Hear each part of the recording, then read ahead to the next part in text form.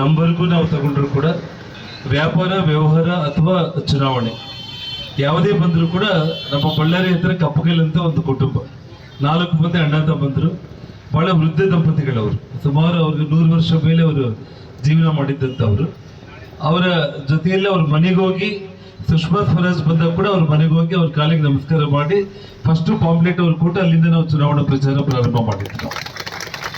ಅದೊಂದು ಮತ್ತು ಬಳ್ಳಾರಿ ಏರ್ಪೋರ್ಟ್ ನಿರ್ಮಾಣ ಮಾಡೋದಕ್ಕೆ 120 ಎಕರೆ ಜಮೀನು ಆ 4 ಕುಟುಂಬಗಳದೇ ಆಗಿತ್ತು. ಅಲ್ಲೆಲ್ಲ ರಾಜಕಾರಣಿಗಳೆಲ್ಲ ಬಂದಲ್ಲಿ ಅದು ಆಗ್ಬಾರ್ದು ಅನ್ನೋ ರೀತಿಯಲ್ಲಿ ಸ್ಟ್ರೈಕ್ ಮಾಡ್ತಾ ಇದ್ರು. ಸಿದ್ದರಾಮಯ್ಯ ಅವರು ಬಂದಿದ್ರು, ದೇವೇಗೌಡರು ಬಂದ್ರು, ಎಲ್ಲರೂ ಅದಕ್ಕೆ ವಿರುದ್ಧವಾಗಿ. ಆದ್ರೆ ಆ ಕುಟುಂಬ 120 ಎಕರೆ ಜನಾರ್ದನ್ ರೆಡ್ಡಿ ಮನೆಗೆ ಕರೀರಿ ಅಂತೇಳಿ ನಾನು ಮಂತ್ರಿಯಾಗಿ ಜಿಲ್ಲಾಧಿಕಾರಿಗಳನ್ನ ಕರ್ಕೊಂಡು ಹೋದ್ರೆ ಫಸ್ಟ್ ಅವ್ರು ಸೈನ್ ಮಾಡಿ ಏರ್ಪೋರ್ಟ್ಗೆ ಜಮೀನು ಕೊಟ್ಟರು. ಅವ್ರು ಕೊಟ್ಟಿದ ತಕ್ಷಣ ಎಲ್ಲರೂ ಕೊಟ್ಟರು. 900 ಎಕರೆ ಜಮೀನು ಇವತ್ತು ಏರ್ಪೋರ್ಟ್ಗೆ ರೆಡಿ ಆಗಿರುವಂಥದ್ದು. ಹಾಗಾಗಿ ಆ ಒಂದು ನಂಬಿಕೆ ಗಂಗಾವತಿಗೆ ಬರೋ ಸಂದರ್ಭದಲ್ಲಿ ಕೂಡ ನನಗೊಂದು ಕನ್ಫ್ಯೂಷನ್. ಯಾಕೆಂದ್ರೆ ಕುರುಬರು ನನಗೆ ಯಾರು ಅನ್ನೋದು ಯಾರು ನಾನು ಜಾತಿ ಇಟ್ಟು ಕರೆಯೋ ಅಭ್ಯಾಸ ನನಗೆ ಮೊದಲಿಂದ ಇದ್ದಿಲ್ಲ. ನಾನು ಬಿಜಾಪುರದಲ್ಲಿ ನಮ್ಮ ಸಿದ್ದೇಶ್ವರ ಸ್ವಾಮಿಗಳ ಒಂದು ಅಂತಿಮ ಒಂದು ದಿನ ದರ್ಶನ ಮಾಡ್ಕೊಂಡು ಬರ್ತಾ ಇರೋ ಟೈಮ್ನಲ್ಲಿ ನಮ್ಮ ಬೆಟ್ಟಪ್ಪ ನನ್ನ ಬಾಬ ಇಲ್ಲಿ ಫಸ್ಟ್ ನನ್ನ ಫೋನ್ ಮಾಡಿ ಕರೆದು, ಸರ್ ನೀವು ಇಲ್ಲಿ ಬರಬೇಕು ಅಂತಂದ. ಫಸ್ಟ್ ದರ್ಶನ ಅವ್ರದೇ ಆಯ್ತು.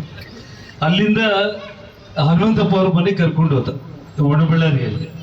ಅದು ಕುರುಬರ ಮನೆಗೆ ಹೋದ ತಕ್ಷಣ ಒಳ್ಳೆ ಸನ್ಮಾನ ಮಾಡಿದ್ರು, ಕಂಬಳಿ ಹಾಕಿದ್ರು, ಶಾಲ್ ಹಾಕಿ ಎಲ್ಲ ಮಾಡಿದ್ಮೇಲೆ ಹನುಮಂತಪ್ಪದ ಮಾತು ಹೇಳ್ದ, ಸರ್ ನಿಮ್ಮ ಮೇಲೆ ಪ್ರೀತಿಯಿಂದ ನಮ್ಮ ಮನೆಗೆ ಕರೆದೀವಿ, ಆದ್ರೆ ನಾವು ನಿಮ್ಮ ಜೊತೆ ಚುನಾವಣೆ ಮಾಡೋದಕ್ಕೆ ಆಗಲ್ಲ ಅಂತಂದ.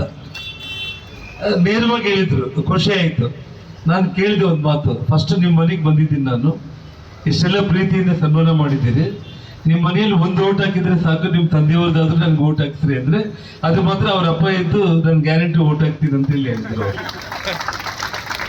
ಅದರ ಆಶೀರ್ವಾದ ಮತ್ತೆ ನಾನು ಇಲ್ಲಿ MLA ಗೆಲ್ಲಲಿಕ್ಕೆ ಕೂಡ ಅಂತ ನನಗೆ ಅನ್ಸುತ್ತೆ. ನನಗೆ ಅದೇ ಒಂದು ರೀತಿಯಲ್ಲಿ ಇವತ್ತು ಯಾವುದೇ ಒಂದು ವಿಚಾರ ತಗೊಂಡ್ರೆ ಕೂಡ ಇಲ್ಲಿ ನಮ್ಮ DK ಅಗೋಲಿ ಅವರಾಗಿರ್ಬೋದು, ಕರಿಯಣ್ಣ ಸಂಗಟಿ, ಮತ್ತೆ ಮಲ್ಲೇಶಪ್ಪ ಅವರು, ಬೆಟ್ಟಪ್ಪ, ಶಿವು ಹೊಸಳ್ಳಿ ಮತ್ತು ಶರಣು, ಬಸವರಾಜ್ ಉಂಡಿಕುರಿ, ನಮ್ಮ ಪುಂಡಗೌಡರು, ಗಂಗಾಧರ್ ಅವರು ಮತ್ತು ನಾಗಪ್ಪ, ಸುಮಾರು ಅಂದ್ರೆ ವೀರೇಶ್ ಹಲ್ಮನಹಳ್ಳಿ ಅವರು, ಪ್ರತಿಯೊಬ್ಬರು ಕೂಡ ಯುವಕರು ವಿಶೇಷವಾಗಿ ಅತಿ ಹೆಚ್ಚಿನ ಪ್ರಮಾಣದಲ್ಲಿ ನಿಮ್ಮ ಸಮುದಾಯದಲ್ಲಿ ನಾನು ಕೈ ಇಟ್ಕೊಂಡಿದ್ದಕ್ಕೆ ಇವತ್ತು ವೇದಿಕೆ ಮೇಲೆ ಒಬ್ಬ MLA ನಾನು ನಿಮ್ಮ ಮುಂದೆ ನಿಂತ್ಕೊಂಡಿರೋದು ಬಂಧುಗಳಿಗೆ. ನಾನು if you like this video ಬೇಗ ಲೈಕ್ ಮಾಡಿ, ಕಾಮೆಂಟ್ ಮಾಡಿ, ಶೇರ್ ಮಾಡಿ ಹಾಗೂ ಯೋಯೋ ಟಿವಿ ಕನ್ನಡವನ್ನು ಸಬ್ಸ್ಕ್ರೈಬ್ ಮಾಡಿ.